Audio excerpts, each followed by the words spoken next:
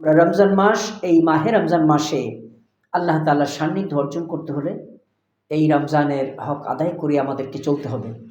আর রমজানের হক আদায় করাটাই তো আমাদের জন্য একমাত্র পালনীয় বিষয়।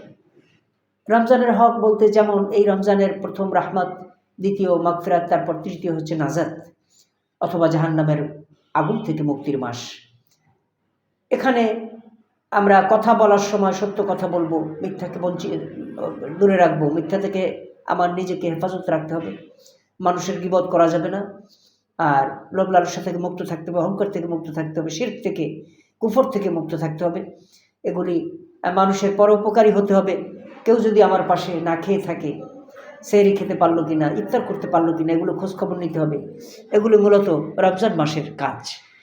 আর এরপর এই সার্বিক পরিস্থিতি এগুলো রমজান মাসে যে যারা নাকি অর্ধাহার অনাহারে থাকে তাদের ব্যথা বেদনা বোঝার জন্য এই রমজান মাস যথেষ্ট। যদি আমরা আমাদের নিত্য প্রয়োজনীয় জিনিসগুলো দিকে লক্ষ্য করি, যে একটা মানুষ ভালো খেজুর খাওয়ার জন্যে সারা বছরে চেষ্টা করলেও পারে না, এমন লোক আছে। আর আমরা রমজান মাস আসলে তখন একটি ভালো খেজুর অন্যকে দান করার মাধ্যমে এই সওয়াব হাসিল করা যায়, তার এই ব্যথা বেদনা শরীক হওয়া যায়। এরপরে রমজান মাসের শেষ দশকে, অন্তত পক্ষে শেষ দেন পুরা রমজান, গোটা রমজানই আল্লাহ রসুল এতেকাফ করতেন।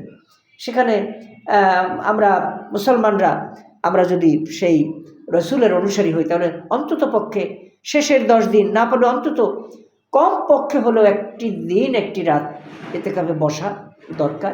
তবে 10 দিন এতেকাফে বসলে সবচেয়ে উত্তম। শেষের দশকে এতেকাফে বসলে যদি আল্লাহর ধ্যানমগ্ন হয়, কোরআন নাজিল হয়েছিল শেষ দশকে, অতএব এই শেষ দশকে আমাদের এতেকাফে বসা খুব জরুরি ছিল।